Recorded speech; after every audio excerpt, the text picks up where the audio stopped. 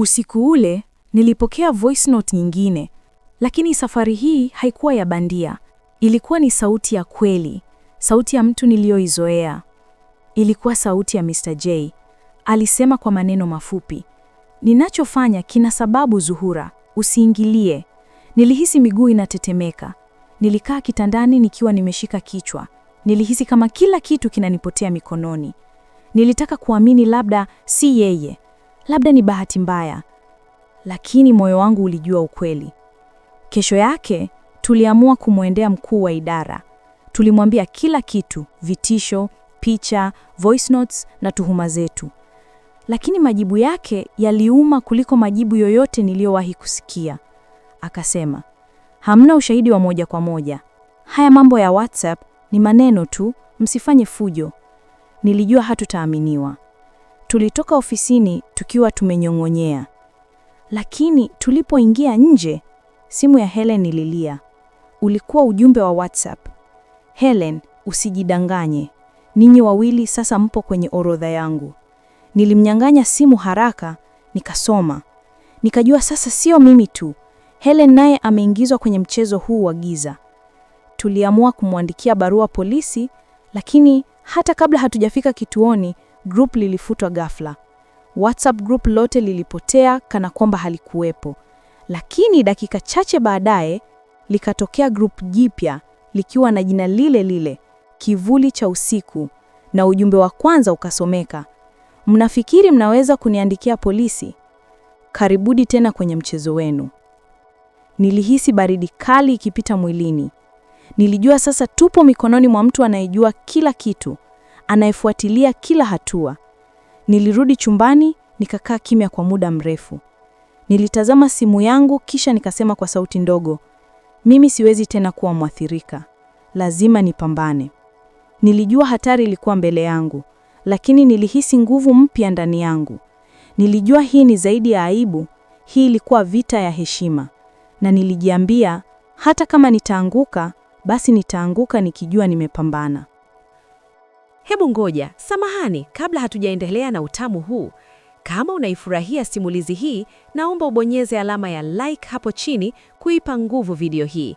Pia, hebu niandikie kwenye comment, unadaka simulizi hii ukiwa wapi? Mfano, natazama nikiwa Tukuyu Mbeya au nipo Iringa mjini. Dondosha komenti yako sasa hivi nami nitapita kukujibu. Kisha tuendelee na story. Nilidhani nimezoea hofu, lakini nilikosea. Hofu ni kama kivuli. Kila ukijaribu kukimbia, kinakufuata. Baada ya group lile jipya kuundwa tena, kila kitu kiligeuka kuwa kichekesho kwa wengine na ndoto mbaya kwangu. Admin alianza mchezo mpya. Kila siku alikuwa anatuma video bandia zenye sura yangu, akizipachika kwenye matukio ya aibu. Zilitengenezwa kwa ujuzi wa teknolojia ya deepfake. Kwa macho ya kawaida, mtu asingejua kama sio mimi. Kila alipoweka video mpya, watu walituma meseji za kunicheka. Nilijaribu kujitetea, lakini kila neno nililosema lilionekana kama uongo zaidi. Watu walikuwa wananiangalia chuoni kwa macho ya ajabu, wengine wakinong'ona nyuma yangu. Nilihisi kama kila hatua ninayochukua, dunia inanicheka. Siku moja, nilikaa darasani nikijaribu kujifunza kama kawaida, lakini nilipoangalia nyuma, niliona mwanafunzi mmoja akicheka na kumwonyesha mwenzake video kwenye simu. Nilisikia maneno machache, "Angalia, ndio huyu mwenyewe." Nilihisi pumzi imenikata. Nilitoka darasani bila kusema chochote. Nilifikia hatua ya kufuta WhatsApp kabisa, lakini kila mara nilipojaribu, nilihisi kama ningekimbia uhalisia. Niliamua kuendelea kukusanya ushahidi, japo moyo wangu ulikuwa umevunjika vipande vipande. Helen alikuwa bado ananipa moyo.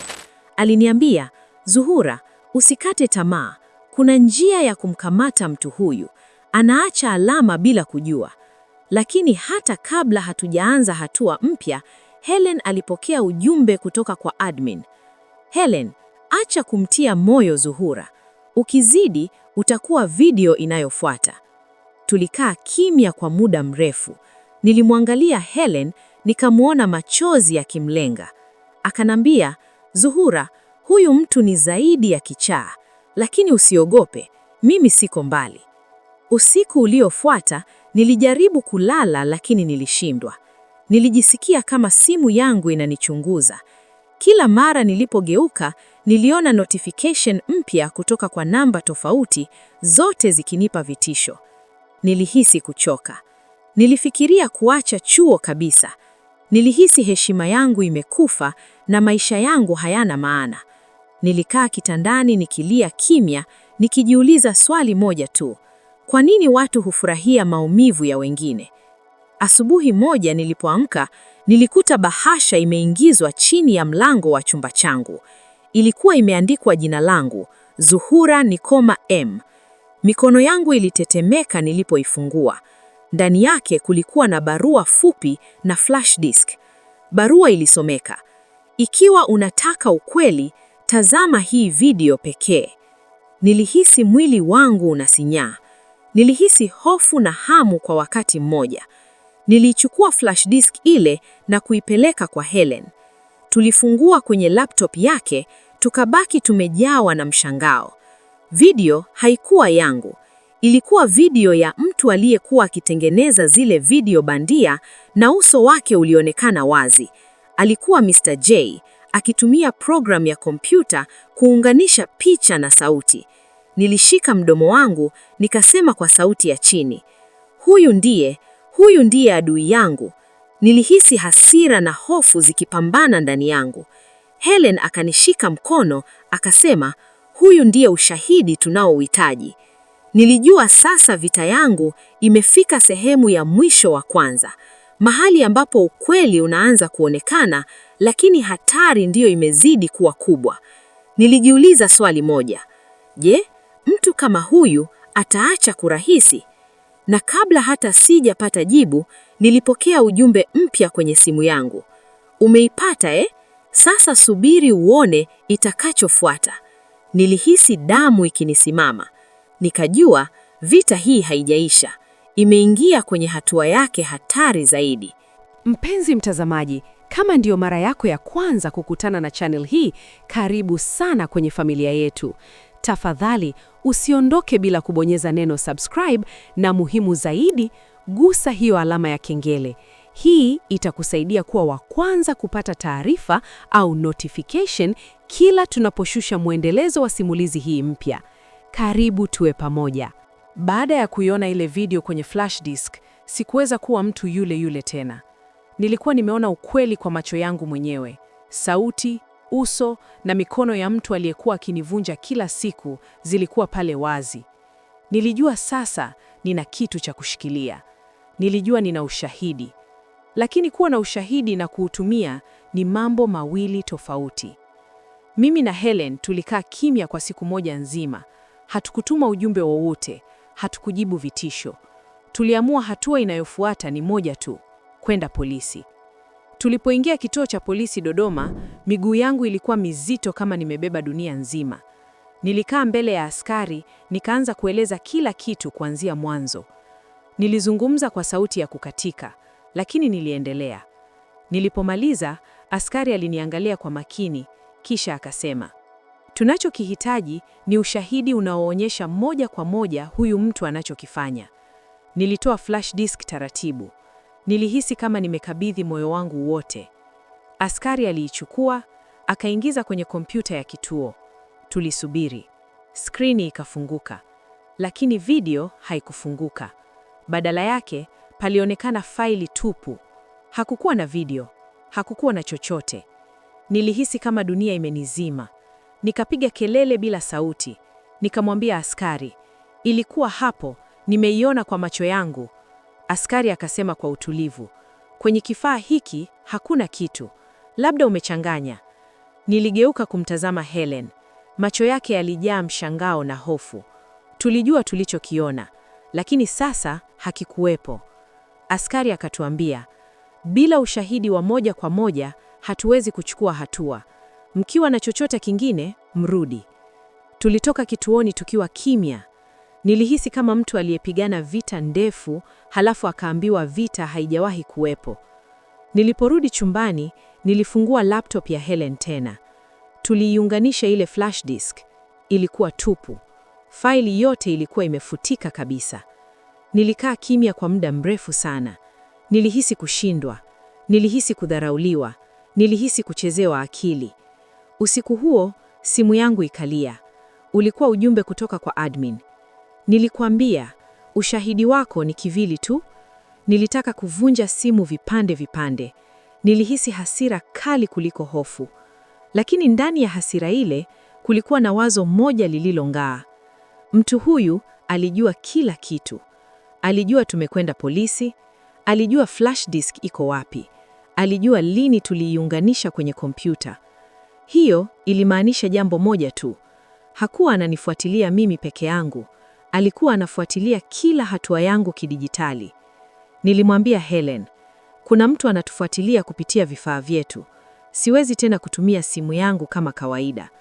Tukaamua kubadilisha mpango. Tulizima simu zetu kwa muda. Tulitumia simu ya zamani ya Helen ambayo haikuwa imeunganishwa na intaneti ya chuo. Siku iliyofuata, nilipokea ujumbe uliokuwa umenisubiria kwenye namba yangu ya zamani. Unadhani unaweza kunikimbia? Ukweli wako bado uko mikononi mwangu. Nilitabasamu kwa uchungu. Kwa mara ya kwanza, sikutetemeka. Kwa sababu nilikuwa nimegundua jambo moja muhimu. Kwamba kama anaweza kufuta ushahidi, basi anaogopa ukweli. Na mtu anayeogopa ukweli, hatimaye hujifungua mwenyewe. Nilijua sasa, sitashindwa kwa nguvu, bali kwa akili. Vita hii ilikuwa inaingia hatua yake ya mwisho, na nilikuwa tayari. Nilidhani baada ya kuongea hadharani, ningehisi nafuu mara moja. Lakini ukweli ni huu. Kusema ukweli hakumalizi maumivu yote. Kunakupa tu pumzi ya kuendelea kupumua. Siku chache baada ya ujumbe wangu kusambaa, chuo kilifurika maneno. Wanafunzi waligawanyika. Wengine waliniunga mkono, wengine walinilaumu. Lakini jambo moja lilikuwa wazi. Kimya kilikuwa kimevunjwa. Helen aliachiwa kwa dhamana. Nilipomuona akitoka kituoni, nilimkumbatia kwa nguvu. Nilimwambia, "Samahani." Akanijibu, "Hapana Zuhura. Kama usingesimama, wengi wangeteseka kimya kimya." Maneno yake yalinipa nguvu mpya.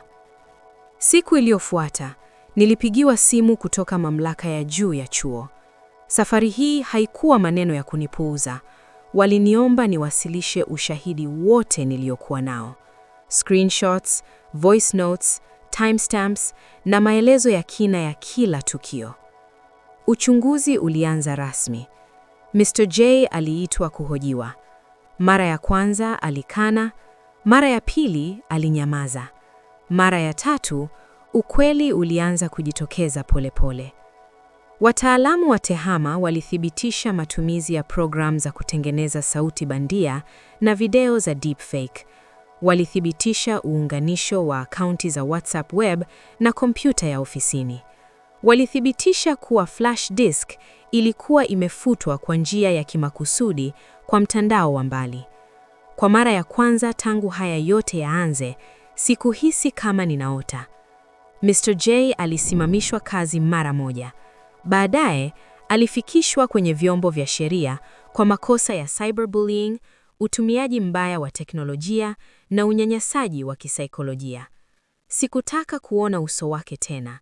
Sikutaka kulipiza kisasi. Nilitaka tu haki. Kesi ilipoisha, nilikaa peke yangu chumbani. Nilijiangalia kwenye kioo. Niliona msichana aliyekuwa amechoka, lakini hakuwa amevunjika. Nilijiuliza swali moja. Je, ningerudia kimya kama ningerejeshwa mwanzo? Jibu langu lilikuwa hapana. Wiki chache baadaye, kwa kushirikiana na wanafunzi wengine, tulianzisha kikundi kidogo chuoni. Tulikiita Sauti Yetu. Lengo lake lilikuwa moja: kuelimisha wanafunzi kuhusu usalama wa kidigitali, faragha na athari za maneno ya mtandaoni. Nilisimama mbele yao siku ya kwanza kuongea. Sikutetemeka. Nilisema kwa sauti ya wazi. Nilinyamazishwa, nilitishwa na nilivunjwa. Lakini nipo hapa kwa sababu nilikataa kuwa kivuli. Niliona macho yakinitazama. Niliona wengine wakilia kimya kimya. Nilijua hadithi yangu haikuwa yangu peke yangu tena. Leo bado natumia WhatsApp, lakini si kama zamani. Ninaelewa nguvu na hatari ya maneno ya kidigitali. Na kile nikiona notification mpya, najikumbusha jambo moja muhimu sana. Ukweli unaweza kufutwa kwa muda, lakini hauwezi kuzimwa milele. Mimi ni Zuhura, na hii ilikuwa hadithi yangu ndani ya kivuli cha WhatsApp group. Mwisho. Na huu sio mwisho wa burudani. Hapa kwenye chaneli yetu tuna maktaba ya simulizi nyingine kali ambazo huenda bado hujaziona. Kuna visa vya mapenzi, ujasusi na mikasa ya kweli inayotikisa. Usiondoke kapa, chagua moja kati ya video zinazoonekana hapo kwenye kioo chako sasa hivi na uendelee kuburudika.